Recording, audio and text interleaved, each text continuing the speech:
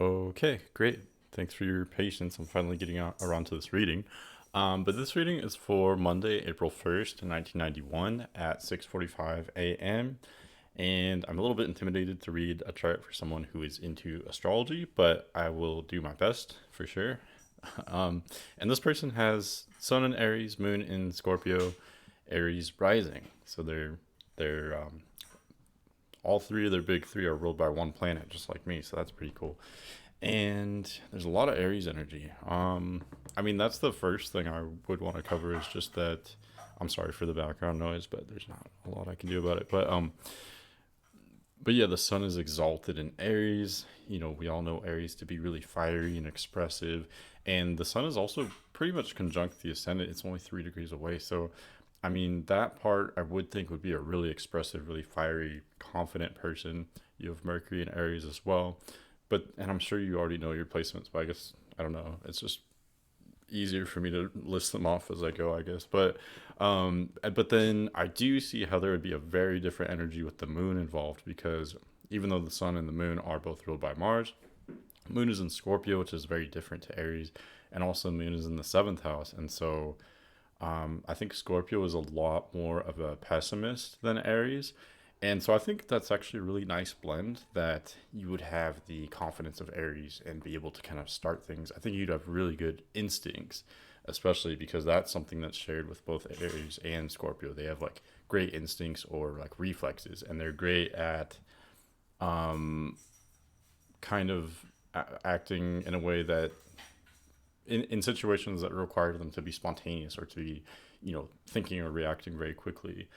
So I would think you'd be a very instinctual person. But then the moon in seventh house Scorpio is, I think it would be, a lot more focused on other people being in the seventh house.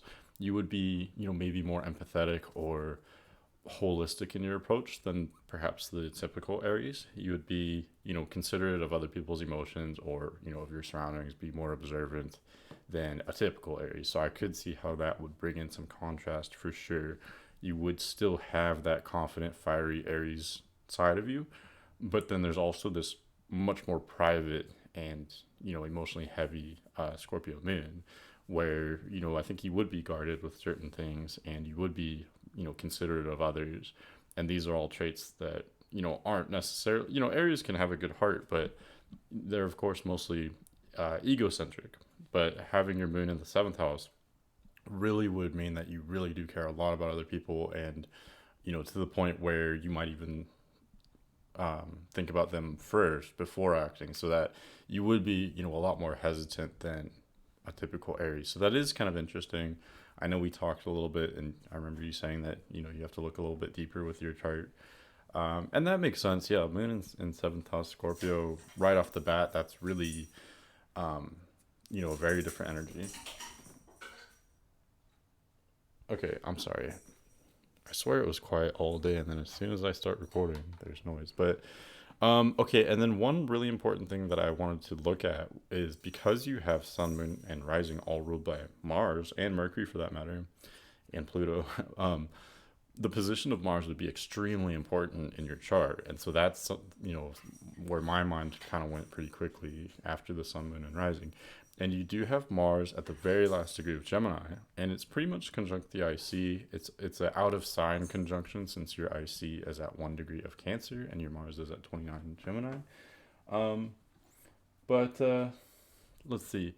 So yeah, I think that's another really really different vibe than Aries.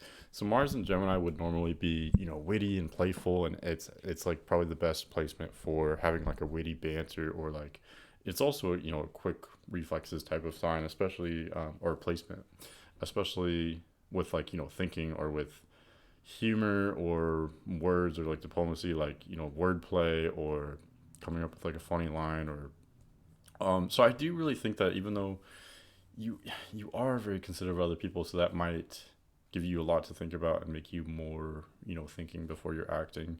But I do think you have really good reflexes as well, or something really instinctual about you.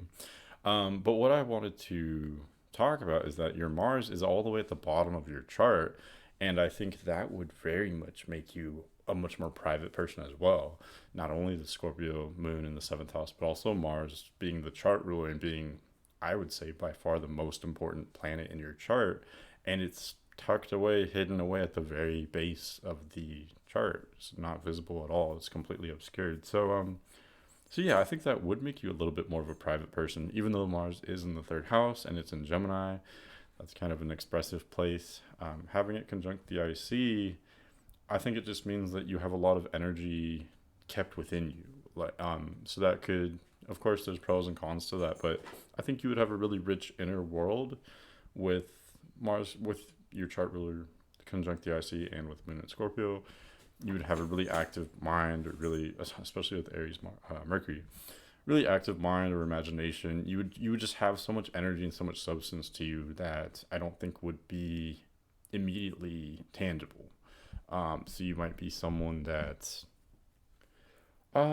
like, yeah, like for instance, you wouldn't be like a good like celebrity or actor or something, because you're not someone that people will just understand automatically and automatically relate to. I think you're someone that someone would have to spend more time to really understand these like deeper layers of your personality, because there's a lot of like layers and substance. There's a lot of subconscious, you know, a lot of energy that's kept in the subconscious for you, if that makes sense. So yeah, that is really interesting.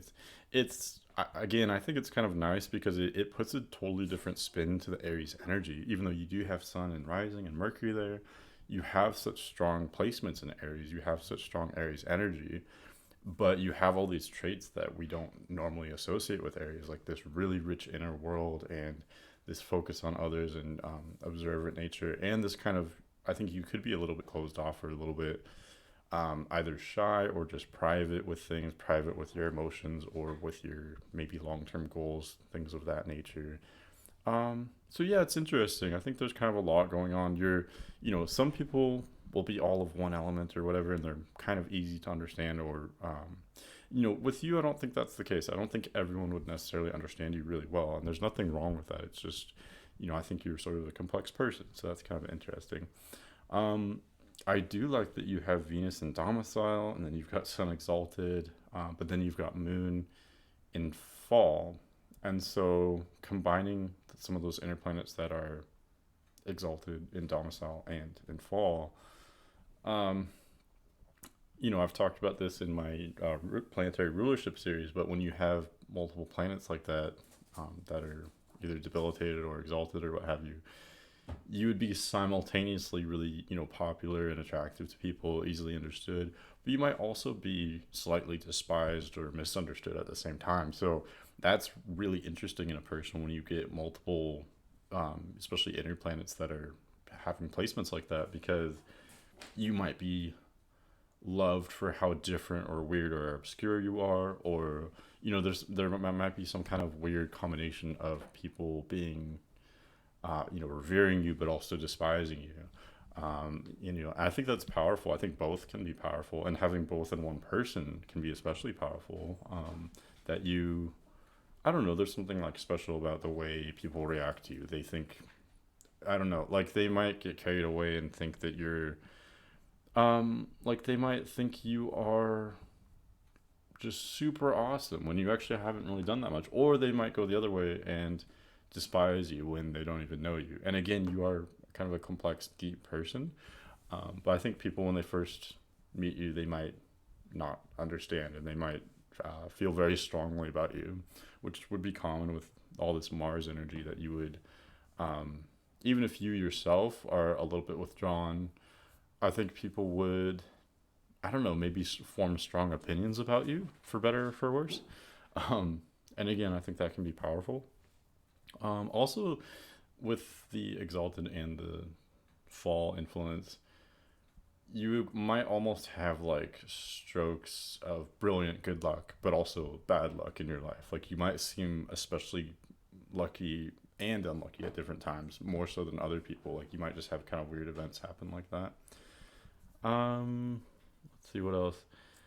And then you do have sort of a cluster at the top of the chart. I do like that your chart is a little bit balanced in terms of, the planets are kind of scattered throughout the signs. You have Saturn in domicile in Aquarius.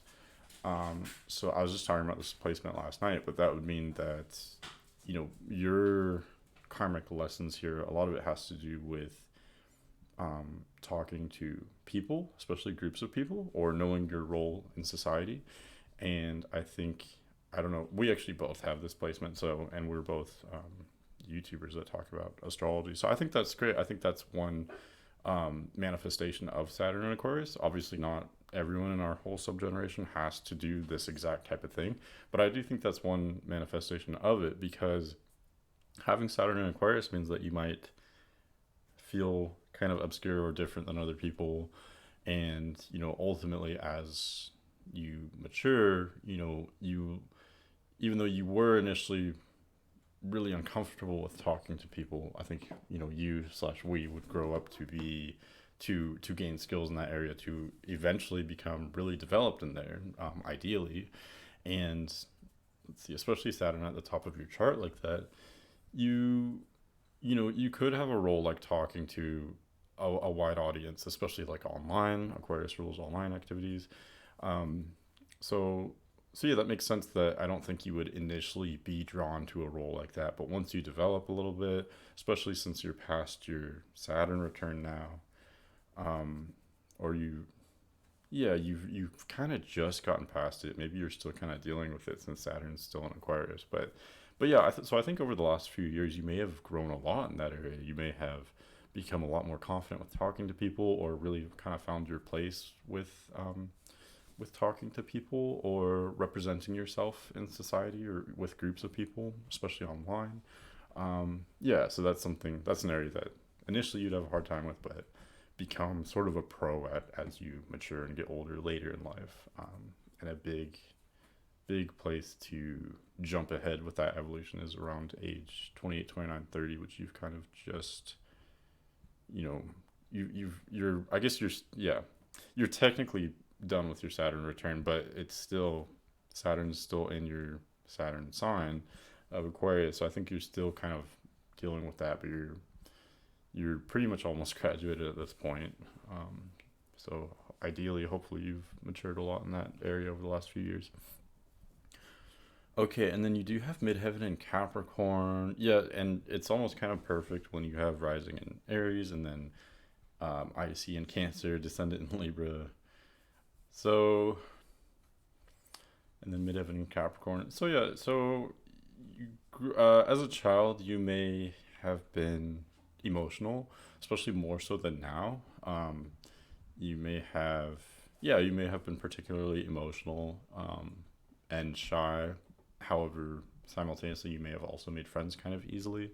That would be common with IC and Cancer, having an almost Cancerian personality as a child. And as you grow and develop, you would go more toward your Capricorn midheaven. Oh, you also have South Node in Cancer as well, so that would be even more true. You'd be very emotional as a child, maybe very shy, but also, again, Cancer does make friends very easily because it's so emotionally accessible. So I think you would be maybe an emotional child, but have a lot of friends. However, that Cancer can go the other way too. It can have a lot of time alone. So yeah, you probably. I know that sounds really contradictory, but it's true. Cancer really does make friends really easily, but it also has a lot of time spent alone. So you would have had both as a child and been very emotional. But then as you mature, you'll go more toward your midheaven and your north node in Capricorn. So you may not. Well, let me think about this. I mean, your moon in Scorpio does desire structure, but I don't think structure maybe necessarily comes naturally to you. I think it's something that you're going toward with your midheaven and your north node in Capricorn. So yeah, so that's another big karmic lesson as well, I suppose, is being more structured, but also maybe being a leader of some sort. And this is Capricorn we're talking about, so this is more like it's a little bit of a stern or very disciplined energy. Um, you wouldn't be. It's not like a fiery, charismatic type of leader. It's more of a stern, like been there, done that. I'm the best person for this job. I know what I'm doing. You have that authority about you. That's something that you would move into as you mature, I would say. And that's also something that's sort of your natural approach to public and you know, school or work, career, your public life is all very Capricornian. And so you would feel much more comfortable at home with your IC in Cancer. You could feel like you express yourself a lot easier when you're at home. You're much more comfortable, you know, easygoing. You can just kind of be yourself. Whereas, you know, you feel, and perhaps correctly so, that the public sphere, you know, you have to be slightly on guard at all times because you have to be composed and represent yourself. And the world is a dangerous and unpredictable place. You know, that's just one approach to it. And, you know, it's not necessarily wrong or right, but that's, you know, you would be a little bit, you might seem a little bit more serious than you actually are when you're in public. And I think that would apply to online, you know, interactions as well. You might seem kind of serious or heavy. Um, and let's see what else here. Let's talk about relationships. So you have Venus in Taurus, Mars in Gemini, descendant in Libra. And so you're going to be you would desire someone who's earthy and airy. You also kind of like Earth a little bit. You do have Uranus and Neptune and Capricorn. Um, but as for the inner planets, it's really just Venus and Taurus. Um, so in relationships, you're very strong-willed. You do have, you know, Venus and Taurus. You've got Moon and Scorpio for that matter. So you would have an approach of, you know, you're not going to change yourself for anyone else. You are who you are. You want what you want or don't want what you don't want. You're very strong-willed in a relationship, and you would want someone else who's strong-willed as well. However, you do have descendant in Libra, so not to say that Libra isn't strong-willed, but you would be sort of the leader in a relationship. You would like someone who could kind of just follow you along and go with, you know, your maybe someone who's a little bit more shy as well. And I think that would really work well because you're kind of, even though you are Aries rising, you are complex and, you know, you would, maybe, you know, you could find someone who is a little bit withdrawn as well, who makes you feel more confident that you could kind of lead. You could be the leader with them. And I think you would enjoy that as Aries rising. You would like to kind of be spontaneous with someone and have them kind of go along with your desires or plans or suggestions or what have you, if that makes sense. Take the initiator role in the relationship. And I think that would be really good because it would almost help your Capricorn North Node and Midheaven too. Um, it would guide you to be more of a leader and an initiator. Because I do think you're meant to be a leader. I think it's something that wouldn't be natural for you at all early in life. But I think, you know, as you get older, I think you would be some kind of leader. I'm not sure exactly. I don't really have more specific information than that. But yeah, I think you know with your Saturn and your North Node and your Midheaven, um, and your Aries stuff, of course. Yeah, I do think you're meant to be some kind of leader. That's interesting. Okay. Yeah, plus those detriment and, you know, exalted energies. That's very interesting. Okay, what else? I've talked about a lot of the chart. I know we were talking about how your Uranus and Neptune are square your sun. That's interesting, and in my opinion, the Aries Capricorn square is one of the grittiest, hardest squares because they're both so independent and they're both going forward with what they're doing. You know, not they don't care what anyone else thinks. So if both of those energies are doing that, they have that in common, but in different ways, and so it's almost impossible to combine them. I think because the things they have in common are basically their autonomy. So how do you mix those? Um, let's see, but I'm not sure what to really say about that square. I feel like you would know more about that than I would. Let me look at other aspects as well. You almost have this like box here, this red um box. Oh, that's what you're saying. You have this grand cross. Okay. So let's see here. Um, okay, yes. So pretty much right at these cusps, the Aries Taurus cusp, where Mercury is, the Cancer Leo cusp where Jupiter is, the Libra Scorpio cusp where the moon is, and then the Capricorn Aquarius cusp where Saturn is. So Saturn, Mercury, Jupiter, and the moon are all forming this grand cross. Wow. Okay. So yeah, there's a lot of dynamism and complexity in your chart, and I think that would almost make you feel really crazy, especially young. Like that would be hard to manage all that different, um, those different sides of you, and especially with the moon in Scorpio, that's such a intensely emotional, place. You have such deep emotions, um, and let's see. So wow, and then you have Jupiter and Saturn opposing. Okay. And Jupiter's exactly square the moon. Okay. So that would mean that would make you less decisive because you have more to think about. So I think like there's so much going on in your mind and in your thoughts and your feelings. I think you might be a little bit indecisive, but it would make you open-minded as well. You'd be open-minded to, other people or obscure information, especially with your Scorpio moon. You would be really, really open to different perspectives, or, you would hear out someone who disagrees with you. You would listen to something even though it might seem batshit crazy at first, which is admirable, but then it would be difficult as well because it creates so much complexity and contradictions within you. Like you are a leader, but you kind of hold back at the same time. And um, I mean, with Mercury in Aries, Jupiter in Leo, Moon in Scorpio, Saturn in Aquarius, I mean, this is a mostly emotional Grand Cross, I would say, with the two fire planets, water, and then Saturn in Aquarius is not really emotional at all. It's more stoic, but um, I don't know. I think you could feel really, really deeply.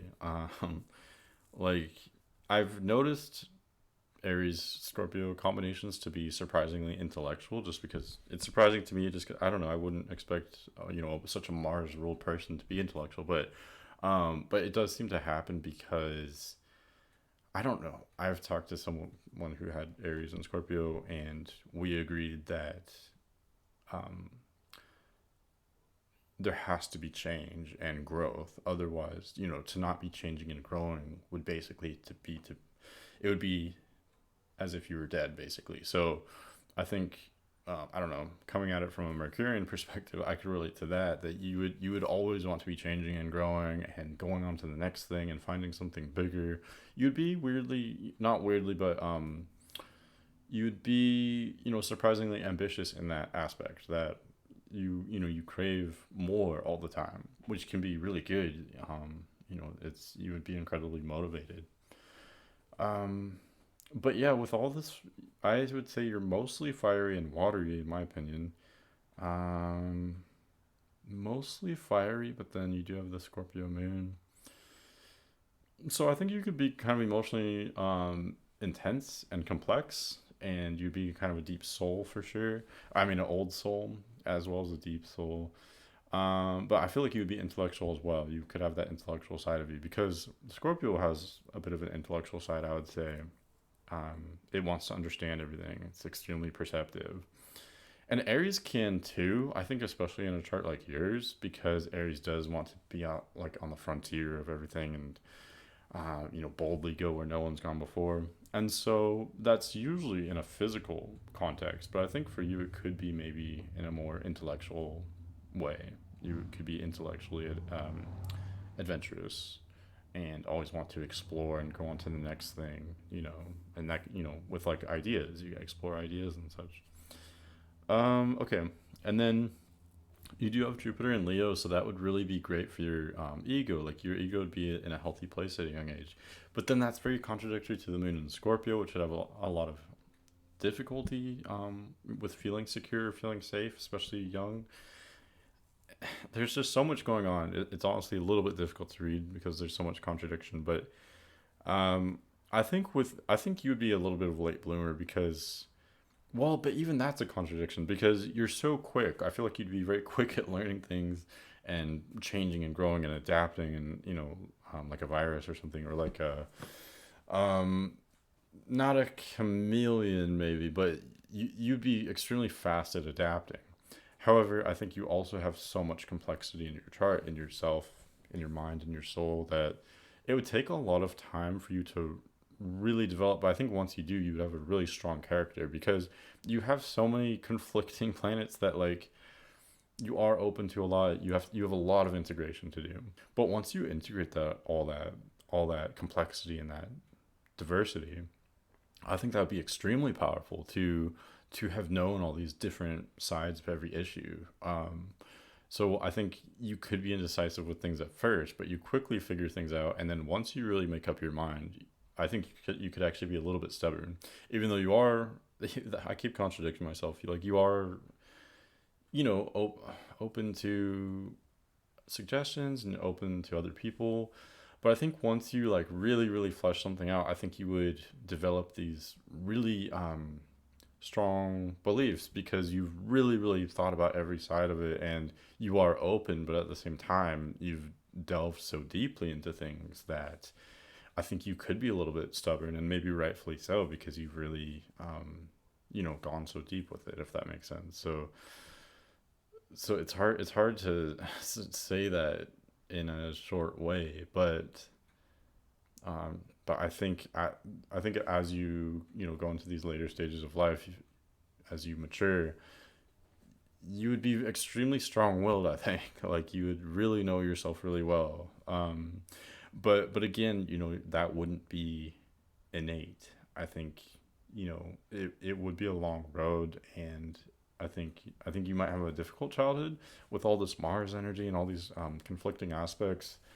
It might be confusing as a child, because I I don't even know how to explain it. Like, I don't know. It'd be intense, and it'd definitely be emotional with your Cancer IC, and you also have Mars, conjunct the IC, so that would almost mean that maybe um a childhood that had some type of aggression or conflict in it. I think especially with Scorpio Moon as well, you were in an environment that felt like it was chaotic somehow, and so you have always had a desire for order, which is, I mean, it's so contradictory, because you desire the frontier and the next big thing, and the next adventure, but at the same time you also desire security and stability. And so I do think, being with, touching back on more romantic issues, I do think someone with some earth would be really great for you. I think earth is really great for Scorpio Moon in particular, because, Scorpio Moon wants to be grounded and likes that kind of heavier, down to earth. It likes that predictability of earth signs, honestly, because someone who is, reliable and consistent, that will make you feel emotionally secure. You also have Venus and Taurus there, so your approach to relationships is earthy, but then you're also kind of lacking earth, so you'd be attracted to earth like a magnet. And then you'd also want someone airy, because you would enjoy being a leader with someone. What else? What else? Yeah, and then plus with Venus and Taurus and Mars and Gemini, you would be attracted to people who are earthy and airy, generally speaking. Um, and I think part of that too would be just it being interested in someone who's different than you, because I know you don't have a lot of water planets, but I just, for some reason in my mind, you're mostly watery and fiery to me. And and so I think you would be interested in someone who's just different than yourself. You'd be interested in exploring your own energies and themes, but also, looking around at other people and interested in, you know, the most obscure, most different examples as well. You're always interested in whatever's the most different or unexpected or obscure, I guess you could say. And with, ooh, okay, I don't feel really confident about this, but I do want to kind of go out on a limb anyway and say, with Lilith and Capricorn, I think part of you does desire power. That is common with fire water combinations, and then also with Lilith at the top of the chart. Yeah, again, you're really meant to be a leader. And again, not early in life, but later in life. I really see that for you. and it's not one of those things that I can say exactly what it would be in. With Saturn in Aquarius, it might have to do with like teaching people or leading a group. But you could almost be a leader in whatever you want because, I mean, Capricorn just has that leader mentality. It's authoritative, but you could apply that to really anything. So yeah, I don't have really specifics on that. What else? What else? Oh, excuse me. I also use equal houses.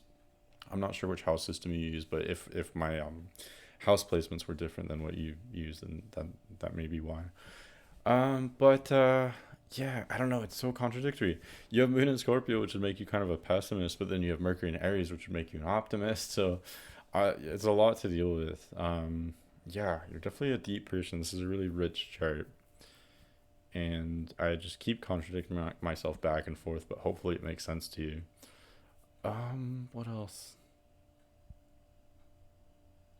Yeah, let me know what resonated or what didn't. That was kind of rambly. Hopefully. Oh, one last thing. So you have Uranus and Neptune in the 10th house, and so yeah, you're meant to be a leader in some kind of obscure way. Could have to do with like belief systems or information, spirituality or knowledge, something like that, something of that nature. Being a leader in those areas, being a leader in assisting other people to become more aware or conscious, and again, you could do that through spirituality or just information. You would seem a little bit dry, like because you're not someone who would be super, what's the word, like flashy or um, flamboyant, someone who's really super outgoing and catchy. You'd be someone who's more composed and respectable and authoritative, especially as you get a little bit older. And so yeah, you would be a leader, assisting in the awakening of other people through information or spirituality or both. And you do so in a way where people aren't listening to you because you're so entertaining. They're listening to you because you're authoritative and you know what you're talking about, and you're a good leader, you're a good role model, you're respectable. I think that's what you're working toward and what you're meant to embody in this life. And I think that's a good place to stop. So again, let me know what resonated or what didn't, and yeah, we can definitely keep corresponding. That would be fun. um, and let's see. Yeah, I'd be curious to know what you think about my chart as well. I'm not sure if you do readings, but anyway, thanks for watching and thanks for the request, and I'll talk to you later.